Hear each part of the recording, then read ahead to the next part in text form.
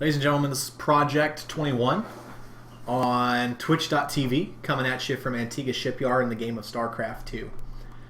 Spawning in the top left-hand position on Antiga Shipyard, we have our Protoss in the red trunks. We have JesuRocks. On the right side of the map, spawning in the 3 o'clock position, we have our Reddit superhero from r/castit, Spaceman. Now, Antiga Shipyard is not a newer map in the Blizzard ladder pool, but it is a pretty recent addition. Your base, which is pretty big and has some gas-covered vents, leads down into a pretty easy-to-defend natural, and a pretty naturally able to take third. Fourths are where it gets a little bit more difficult to take. You have some gold minerals in the middle of the map, covered by a Zelnaga watchtower, which covers over the middle. Now, the nature of Protoss versus Protoss used to revolve a lot around the 4-gate. Both Protosses would just mass 4 gates against each other and see who won the micro battle. If a clear winner couldn't be determined, they might add a particular layer of tech, or they might decide to expand.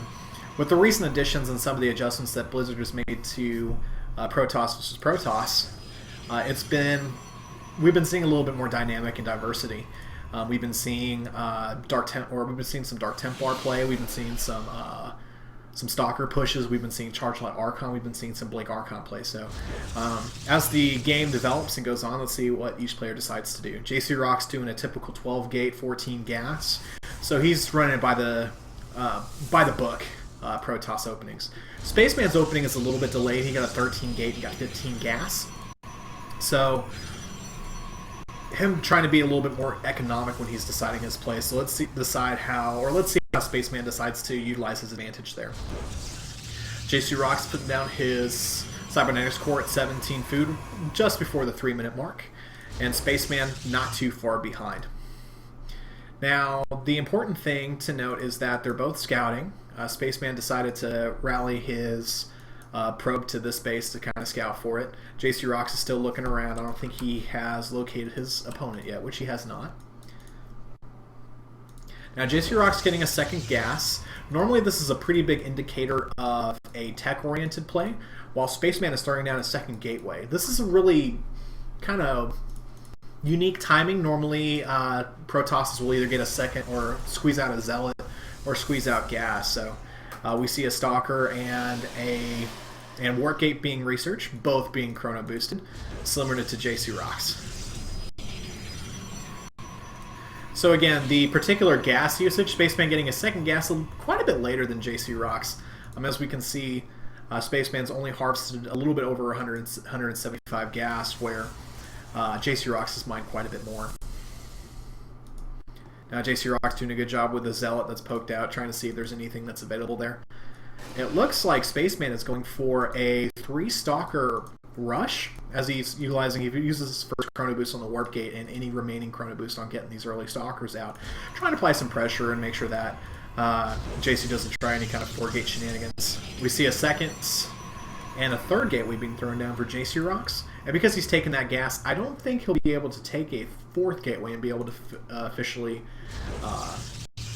provide it economically. And as we see a Twilight Citadel go down, we can either see Blink Stalker or some other kind of tech play from him. Automaton 2000, that was interesting to me. Spaceman looks like he's pushing out some Zealots behind that, taking some map control, pushing out a little bit on the map against JesuRocks. Actually pushing out some additional Zealots as well. So JesuRocks looks like he's going to go for a 3-gate Blink Stalker play. And it looks like Spaceman getting a Twilight Citadel of his own as he pushes up towards JesuRocks' base. Now a little bit of a scuffle being done, not any kind of hull damage being done. Blink being started for JesuRocks and chrono boosting out. Now the difficult thing here is that Spaceman pushed up quite a bit without any kind of pylon reinforcement or without any kind of good exiting. So JesuRocks being able to take a free Stalker right there actually puts him in a slight lead. Now, as we can see from the queue over here, we see JesuRocks adding a robotics facility. So this is a pretty standard 3-gate robo build, using the Observer to spot for any kind of shenanigans, like a Dark Shrine. Also to be able to utilize the Observer to get high ground advantage and be able to snipe things like pylons and other buildings that are outlying on the base. We actually see Zealot charge a bit started about 10% in for Spaceman.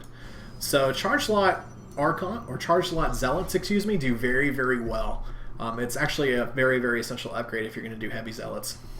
Now JesuRocks doing a good job of actually scouting around his base, has a good number of Stalkers just to chase away any kind of shenanigans.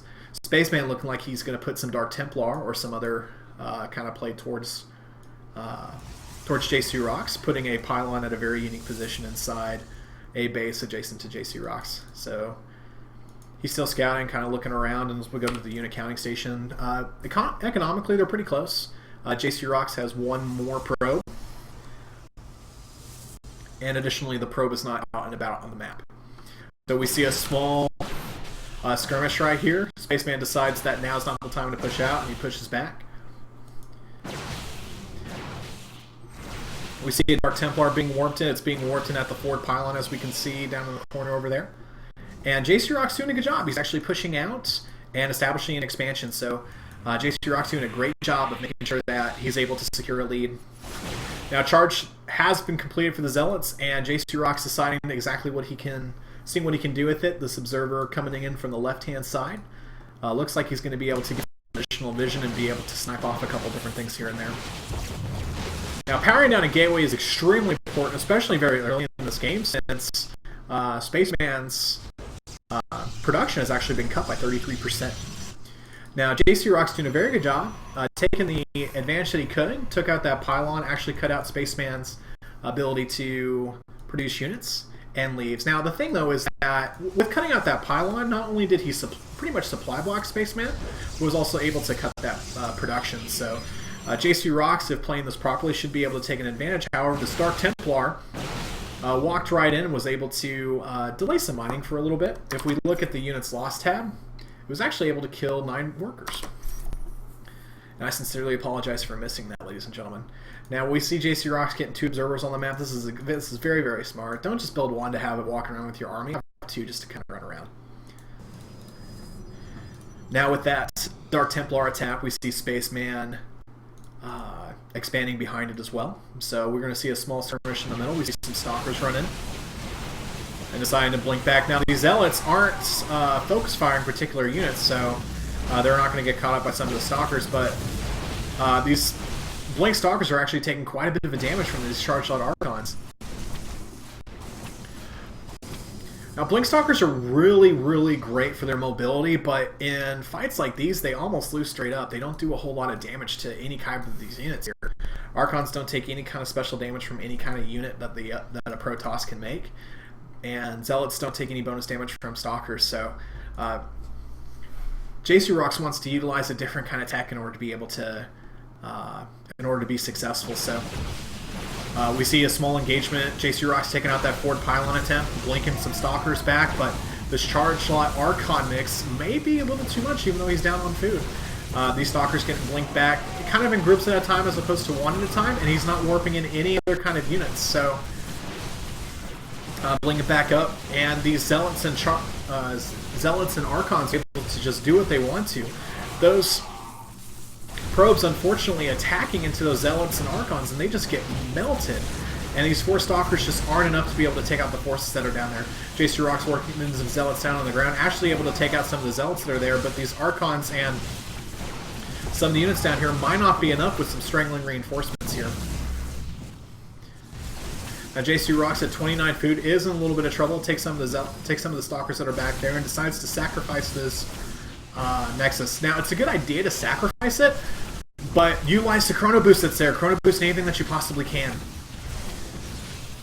Now, it looks like that JesuRocks was starved on minerals, so he decided to warp in a Sentry, but a Sentry is not what you want against a charged on Archon force, since Sentry's abilities are Force Field and Guardian Shield. Force Field are negated by Archons, and Guardian Shield is negated by the Zealots. I mean, you can't do bonus damage to melee units, so Spaceman taking out the expansion and pulling out, and he's able to securely set up this base, and he's adding some additional gateways of his own, and he's pulling back. So if we go into the unit counting station, we see 33 workers for Spaceman and climbing, and we see only 24 probes for JesuRocks. Now, Jesu still has quite a bit of minerals here, but it's not going to last long. Jesu needs to be able to secure his own expansion or be able to get his 1-up back into the game.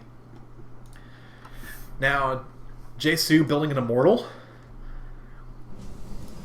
and has another immortal on the way now. With a Blink Stalker kind of play, it's not really the best way to go. JesuRocks now, the Archon damage will be mitigated by the JesuRocks' hardened shields. However, the Zealots are going to go to town on those immortals. And we see another engagement in here. Stalkers being blinked back. Some decent blink micro saving 3 of the 4 Stalkers that are there and taking out all the Zealots in there, but there's 4 Archons that are about to do some walk up on these units that are up here. And JesuRocks actually holding the attack. But the thing is that the longer that the attack goes on, the bigger the League Spaceman gets. Continuing to build probes, adding on additional gateways, and actually getting a robotics facility of his own. So he'll be able to get an observer on his own. So adding another forge for additional upgrades is excellent. Now, JesuRocks does a very good job of reestablishing or unestablishing Spaceman's ability to be inside his base, which is good. But Spaceman adding on some additional Dark Templar, maybe to be able to be warped into Archons, or might be establishing some more map control. Now, it looked like he did build an observer, but it looked like he may have canceled it. With an impending Dark Shrine that might be very, very close. Actually, he's building an observer now, so he'll likely be able to get that in time and be able to chase away that pesky observer of JesuRocks. Now, Spaceman looking like he's teching towards Colossus. We see some Dark Templar being warped in for JesuRocks as a desperation attempt. However, his observer gets taken out, so these Dark Templar are going to have to retreat with that observer coming along with Spaceman's army. These Dark Templar, JesuRocks doing a good job of splitting them up, making sure that both of them don't get taken out. But I think the damage has been done. +1, about a third on the way for Spaceman. If we look at the unit counting station, we got 47 probes to JesuRocks' 30. And just from an army count standpoint, Spaceman is definitely in a commanding lead. 3 Zealots, 3 Dark Templars, 2 Archons, and a Sentry versus 12 Zealot, 6 Archon, and a Stalker. Spaceman also doing a good job of building multiple observers to make sure that no shenanigans happen, and a Colossus is about halfway done.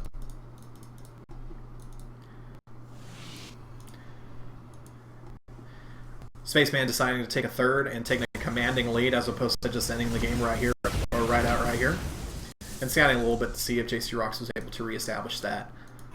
So Spaceman is in a commanding lead at this point. It's going to take a very, very major blunder from Spaceman in order to lose this game, since he was able to destroy that expansion and be able to establish the lead that he has.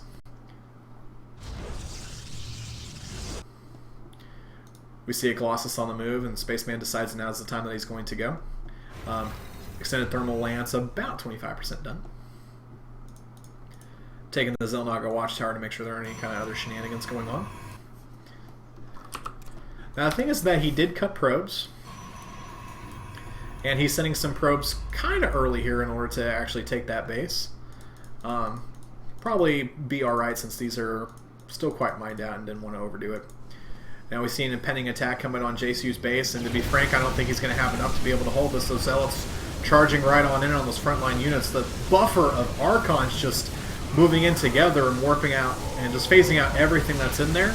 And JesuRocks taps out with a good game and well-played manner. So, very first game of the night, we saw some manner from one of our players, so that's off to a good start.